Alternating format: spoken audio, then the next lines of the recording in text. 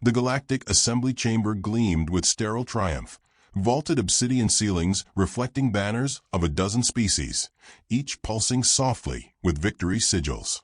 It was a theater of pride, hollow in its celebration, filled with creatures who believed the worst was over. General Theo Kincaid sat still in his chair near the center dais, hands folded neatly in his lap. His charcoal uniform, clean but threadbare, bore no insignia now, just the faint outline of what once was, a winged earth emblem scorched away at the shoulder. His expression held neither bitterness nor fear, only patience.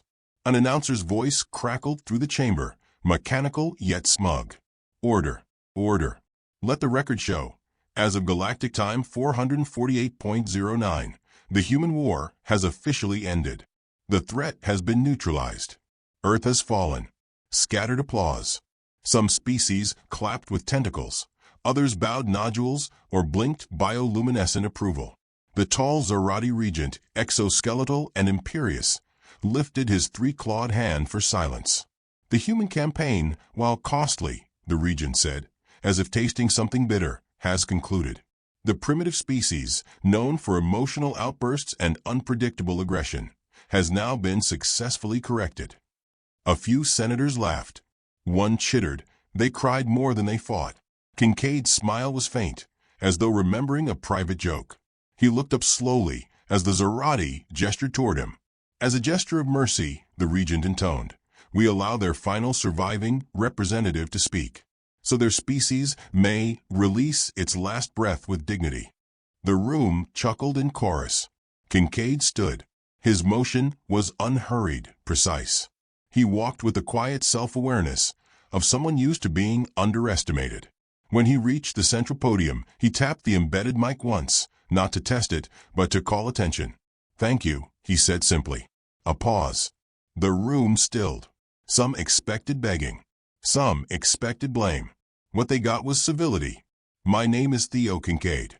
42. Human. Former general, former citizen. Current guest. He nodded to the regent. I've been told my people are gone. Our systems are ash, our culture erased. That we were a temperamental mistake. That your war against US was noble. He inhaled once lightly. I have two responses. He raised one finger. First, thank you for the hospitality. The view from my cell was truly exquisite. Rings of Ilaxis 5 at dawn? Remarkable. No one laughed. It wasn't meant to be funny. Second, he continued, I commend you on your strategy. You bombed the surface. You targeted civilians. You melted archives, salted soil, and televised your victories. Very methodical. He met the gaze of a lizard-like observer in the upper balcony. You believe you've won. Perhaps, in your system of measurement, you have. Kincaid's voice remained even, his cadence almost soothing. You studied us for centuries. Watched our wars. Feared our volatility. Misread our restraint. He paced a step forward. You assumed our kindness was naivete. Our unpredictability, chaos. Our mourning, weakness. Now he smiled just slightly. But the thing about humans is, we're very good at pretending. The chamber grew quieter. The laughter earlier now felt a few minutes too old. We pretend to lose arguments to keep the peace. Pretend to obey so we can learn the rules. Pretend to kneel so we know the floor plan. He raised both hands now, gesturing to the gallery like a performer closing an act. You mistook our mourning for surrender. But mourning is just breathing with weight in your chest. We can mourn and build, grieve and aim, cry and reload. The regent leaned forward. Are you threatening us, General? Kincaid turned to him, face gentle. No, Excellency. Humanity doesn't threaten. We end things. Silence. A beetle-faced ambassador coughed awkwardly. Another tapped notes into his visor. Kincaid stepped back once, preparing to conclude. You burned Earth, and you called it victory. But Earth is not a place. He pressed two fingers to his chest.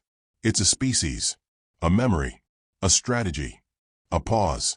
Every child you bombed was already archived. Every general you killed had 6 backups. Every city you nuked was already empty. The Zarati stood. Lies. Kincaid tilted his head. Perhaps. Or perhaps you'll feel it soon. When your stars go dark. When your food won't grow. When your own ships speak human code in your own voice. The regent's voice sharpened. You are alone, Kincaid. Your species is extinct. Is that what the cameras told you? Kincaid asked softly. He tapped the podium once. The embedded sensor blinked red. A pulse emitted, harmless in sound, but not in purpose. In a monitoring room 5 levels below, security personnel scrambled as screens blinked black. Then flashed. Transmission delivered. Phase 1 complete. 51 systems infected. Hello, from Earth. Kincaid didn't smile this time. He simply returned to the microphone.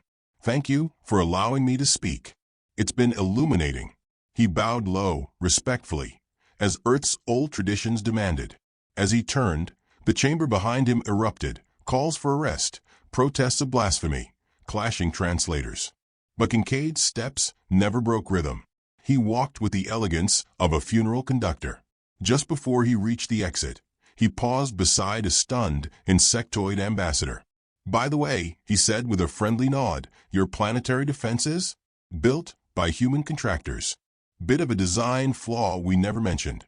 Then he left. 3 floors above, the Galactic Council watched a star in the distance dim out like a candle. One of the elders, nearly 4 centuries old, whispered in a voice few heard. What did we win? No one answered. The war was over. But someone had just started the countdown. The transport ship rumbled with a deep, patient hum of long-range drift. Aboard it, sealed in a glass corridor no wider than a cattle chute, General Theo Kincaid stood with his arms loosely folded and his eyes half-lidded in thought. He did not appear dangerous. He appeared bored. 2 guards flanked him. Species unknown, armor black and ridged like burnt coral. One had an elongated snout that hissed faintly with each breath. The other moved stiffly, as if unused to gravity. Neither spoke to him. They had been warned not to. The stars stretched like silk outside the window, pinpricks pulling across endless void. Beyond the reinforced walls, they approached a prison moon known simply as Station E77, a bleak rock with no name, no lights, and one purpose: exile without maintenance. No cameras, no broadcasts, just a slow disappearance. Kincaid's voice broke the silence. Do you ever wonder, he said softly, why humans never begged? Neither guard answered, but their postures stiffened. We cried, he went on, sure. We raged. But we never pleaded, did we? Not once. Not even when your flagship dropped hydrogen needles into our capital's clouds. You'd think we would have begged then. Still no reply. Kincaid turned slightly toward the one on his left. That's because you mistook our silence for loss. But we were watching, measuring. His smile held no mirth. Some of us were even grateful. You showed us your hand. As the ship docked, the guards tightened formation. A low hiss marked the shift of pressurized air. The outer door opened to a hangar cut into the rock. No welcome party, just darkness lit by cold ground lights. Move. The snout one barked in halting Terran. Kincaid obeyed without protest. His boots echoed down the metal ramp like a soft war drum. Beneath his calm was calculation. Each step a piece moved forward on a board the others didn't yet realize they were playing. He was led into a sterile observation chamber, 6 meters by 6, walls bare, single chair, single light. One camera embedded in the ceiling blinked. The door sealed behind him with the finality of a tomb. Kincaid sat and looked upward, as if catching the camera's eye. Well, he murmured, let's begin. 3 floors above, in the command hub of the prison moon, Administrator Chickstow observed the screen with narrowed ocular ridges. The human, this one, at least, still unnerved him. There was something in his bearing that reminded Chickstow of predatory silence. Not loud, not sharp, just inevitable. He hasn't requested food, one subordinate said. He's waiting, Chickstow replied. He's a species of anticipation. A second technician turned from her console. We've triple-locked his cell. Systems isolated. Even if he hacks something, it won't matter. Chixtal didn't respond. He watched the screen. He watched the man who had survived 10 planetary purges, 5 orbital firestorms, and 1 execution order that never quite seemed to reach his coordinates. Kincaid leaned forward, looked straight at the camera. Chixtal stepped back. Back in the cell, Kincaid slipped his left hand inside his sleeve and tapped once. A pulse of heat, then a soft blue flicker in the veins of his wrist. The room didn't notice, but something below did.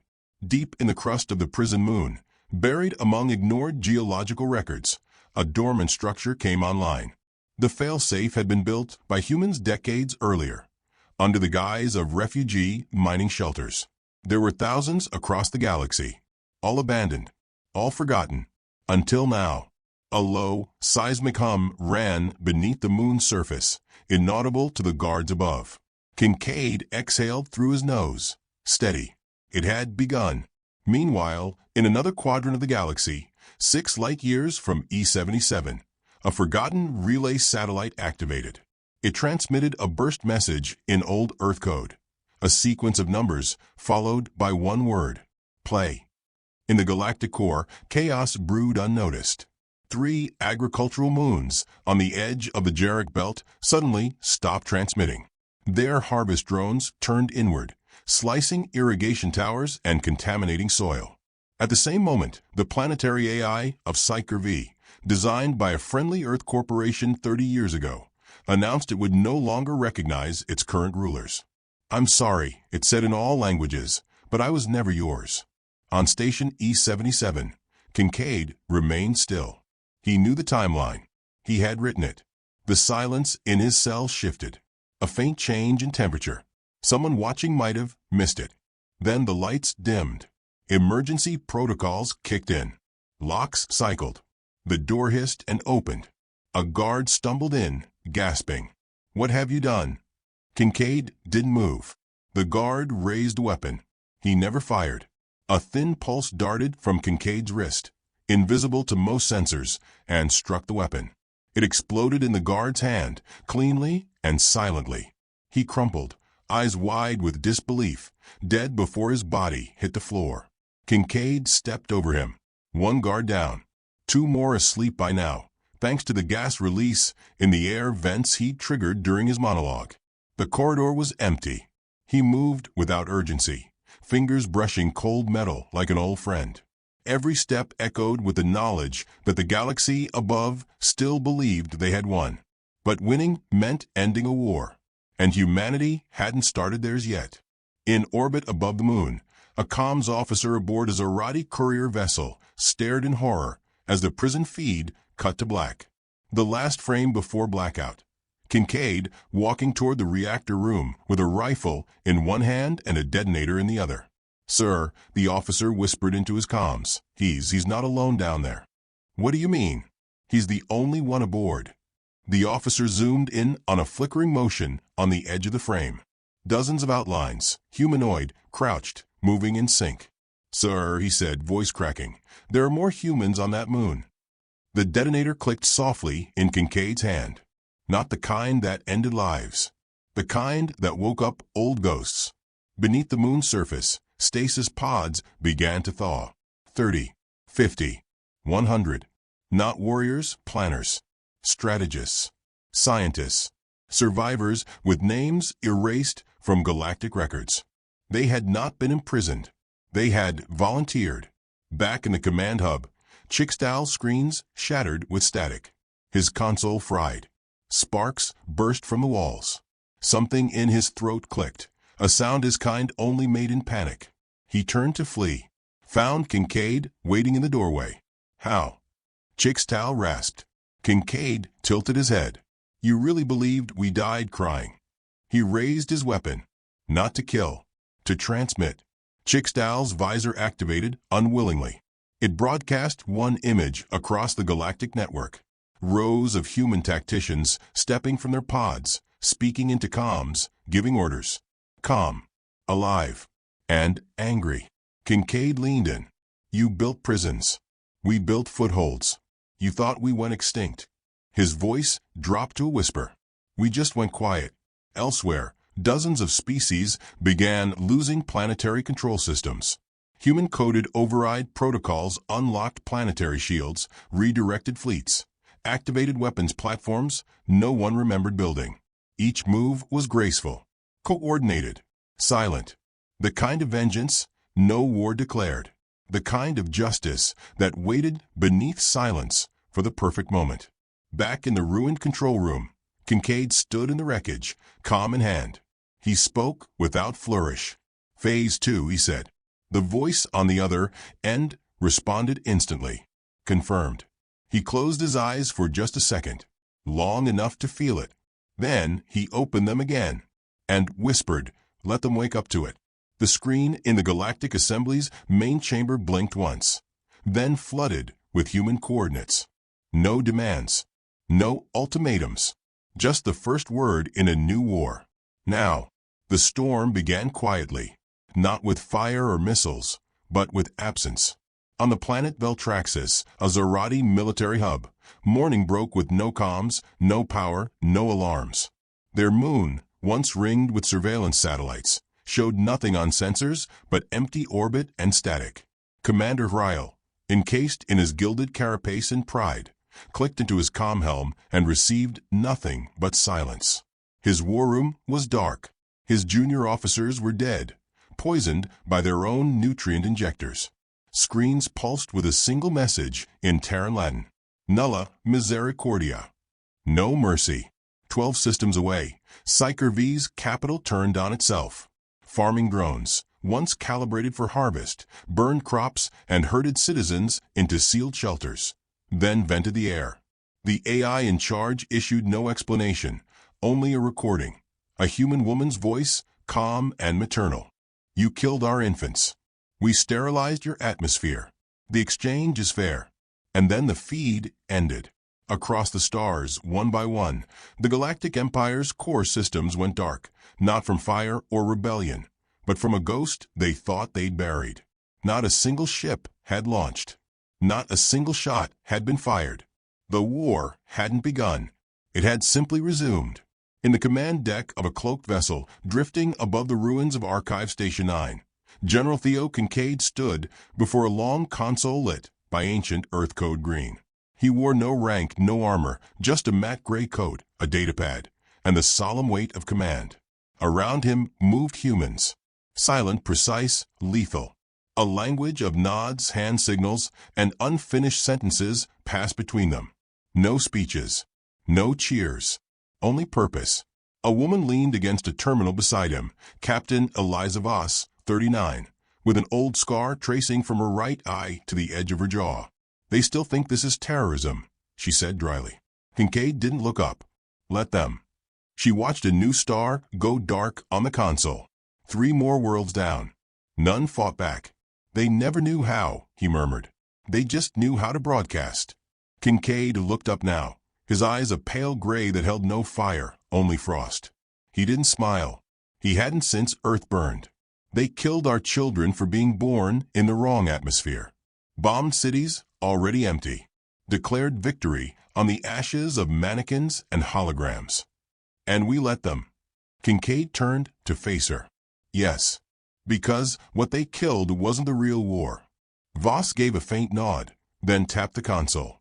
A 3-dimensional projection bloomed in the air, 12 spheres, each representing a galactic capital, all pulsing red. "They'll retaliate," she said. "They won't," Kincaid replied, "because they don't understand yet."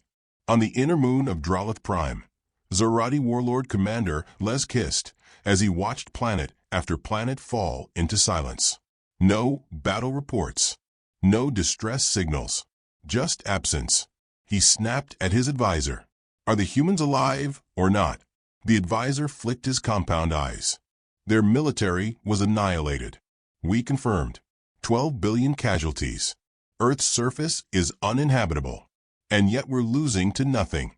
On screen, Veltraxis collapsed into fire. Not from orbit, but from within. Every nuclear reactor detonated in sequence. The grid obeyed a command no one had sent. "Your Excellency," the advisor whispered, "what if the war was never about armies?" Lesk turned, mandibles quivering. "What else could it have been?" From orbit, Psyker V glowed with a cold flicker of its own funeral. A lone drone spun outward, broadcasting on every Imperial frequency. The voice was unmistakably human, calm, without hatred, just tired. We studied you. We smiled while we learned. We lost deliberately. Then we waited. This was never a war of weapons. It was one of infection, memory, mirrors. You won against shadows. We are what remains. Then silence. Back aboard the hidden Earthship, Voss watched the last 3 systems fall. She leaned on the edge of the table and let out a breath that sounded more like a prayer than relief. 17 years, she said softly. 17 years of silence.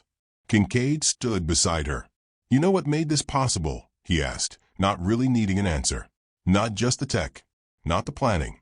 He touched the table, brought up a new hologram of a Zorati child, laughing beside his mother.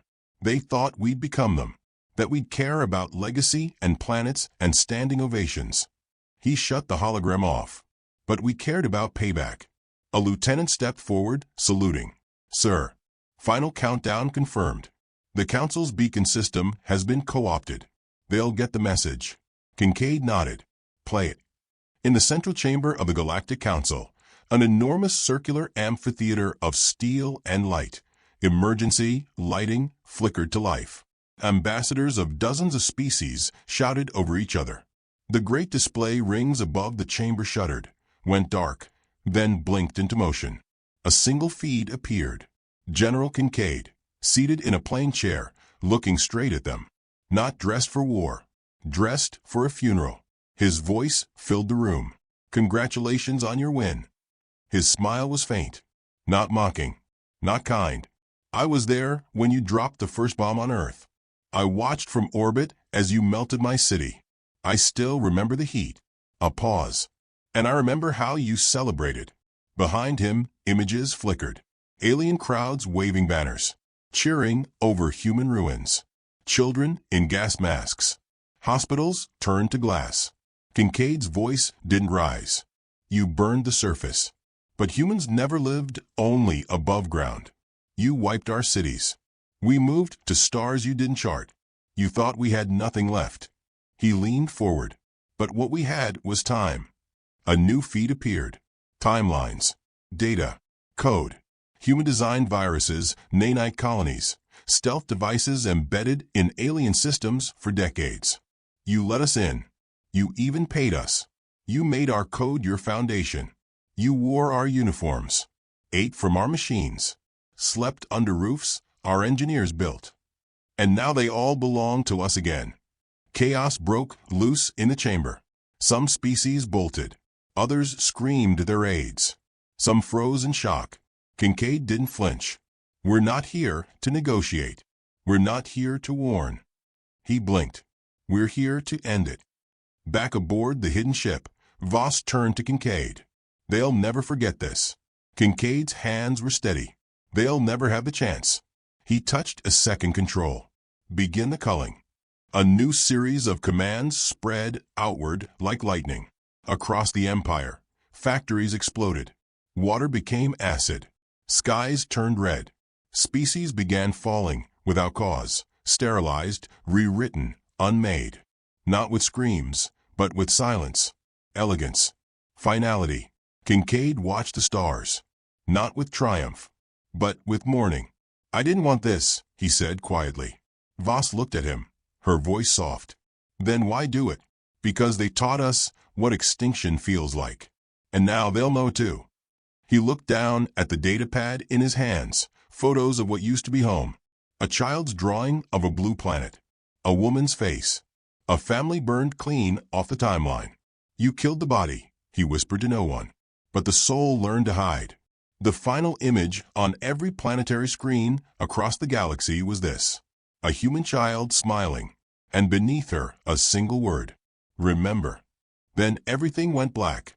Smoke drifted above the ruins of Nithal Prime Sky Towers, once the seat of galactic diplomacy. The marble arches and obsidian domes were fractured like old bone, their bones glowing with ember veins. The ground trembled in irregular pulses. Far off, a scream broke through static. And then, as with everything these past 6 hours, went quiet. The Galactic Council, or what remained of it, gathered inside the core bunker beneath the wreckage. A place built to survive stellar extinction now hummed with a small, tight panic of the last powerful things realizing they were not powerful at all. They circled a central command pillar, desperately hissing into static, their languages overlapping in wild cacophony. Zarati, Jalrix, Valari, Uth, representatives of systems that once spanned galaxies, now speaking like prey trying to agree on who should be eaten first. A screen on the far wall flickered, then flared to life. A man sat in a steel chair, alone in a dark room, his image crisp, his eyes even. He did not blink at the panic in their voices. He waited, and the moment they noticed him, the room fell silent. Not from protocol, from fear. General Theo Kincaid. Unranked now, but not powerless. Unarmed, but not harmless. He looked directly at the council. "I told you," he said gently. "You were playing the first half." No one responded. A island diplomat, her feathers singed, stepped forward. "What do you want, human?" Kincaid raised a brow. "You misunderstand," he said. "This isn't negotiation. This isn't hostage-taking, or blackmail, or war." He leaned slightly forward, calm as prayer. "This is conclusion." An Uth official trembled, her translation stammering. "But we declared ceasefire. We celebrated peace. We even permitted your dignitary to speak." "Permitted?" Kincaid echoed, a smile twitching at the edge of his lips. "Is that what you thought mercy was? A spotlight and a mock eulogy?" He tapped the side of his chair. The feed changed. 12 planetary systems appeared on screen, each once governed by a different empire caste. All burned, leveled, or eerily intact, but silent. No bodies. No survivors. Just the stillness of something utterly undone. "You didn't defeat us," Kincaid said. "You distracted us. You taught us what kind of pain required evolution." The Zarati regent, blood crusting his mandibles, stepped forward. "We underestimated your cruelty," he admitted. Kincaid exhaled. "No, you misunderstood our patience." He stood now. The camera tracked with him. Behind him, a white wall, blank, unremarkable, began to illuminate with faint lines. As he spoke, images painted themselves in light. Earth's last cities, scorched but unbowed. A mother shielding 3 children behind a collapsed subway wall. A teenager coding a planetary virus on a battered laptop beside a corpse. A child unblinking, pressing her palm to the last unbroken piece of glass. "This is not vengeance," Kincaid said. "Vengeance is impulsive." This was meticulous, cold, surgical, and very, very human. He turned his back to them for a moment. Not out of arrogance, out of trust. "You bombed hospitals. We rewrote your medical algorithms. You poisoned crops. We embedded sterilizing spores in your terraforming networks. You laughed at our funerals." The final image glowed behind him now, a galactic parade. Alien children holding burning Earth flags, parents grinning. "We watch that footage every day," he said. "Not to mourn, to focus." He faced them again. "We used to be the race that made popcorn before war movies. We built amusement parks next to fault lines. We got bored with peace. But you did something rare. You made us disciplined." A Jalrix philosopher floated closer to the feed. His voice was brittle. "What is it you want us to say?" Kincaid paused. "I don't need you to say anything." He raised his hand. A signal. From above, the bunker's ceiling vibrated. Dust fell from seams. Monitors glitched, then snapped to an overhead satellite view. Ships, thousands, uncloaked across the sky. Not in attack formation. In orbit, as if observing. "These vessels won't fire," Kincaid said. "They're mirrors. They reflect what you do next." He stepped aside as another screen pulsed to life, displaying a simple binary tree. Branch A, accept transmission. Download protocol. Survive. Branch B, reject. Burn. Voss's voice crackled through the channel now. Calm. Clear. Each species will receive 1 vial. 1. Not per city, per species. It contains a bio-counteragent to the sterilization code already in your food supply. If administered properly, your genetics can recover over time. Silence. Then chaos.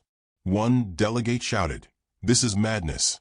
Another shrieked, "You doom entire races to extinction." A third bellowed, "You're not gods." Kincaid's voice cut through like steel. "We're not pretending to be." He stepped forward, filling the screen again. "But you declared yourselves our gods when you bombed our nurseries, when you paraded our dead through your markets. You labeled us a virus." His voice dropped. "So we acted like one." The room fell into horror. Voss's voice returned. "You have 8 minutes." The countdown appeared. A quiet 480 seconds. A polite apocalypse. Ambassadors began shouting into private comms, arguing with their own war chiefs, accusing one another of alliance betrayal, trying to barter for second vials that didn't exist. Kincaid turned to leave. The Zarati regent cried out, "This will ruin the galaxy. You'll collapse all civilization." Kincaid stopped at the doorway. He did not turn. "We're not collapsing it," he said. "We're disinfecting it." Then the screen went black. Above Nithal Prime, the stars seemed to blink for a moment, as if something vast and buried beneath the light had opened its eyes. And the galaxy, all at once, began to understand. This wasn't retribution. This was removal. Humanity had not come to negotiate. They had come to end things. And the countdown had already begun.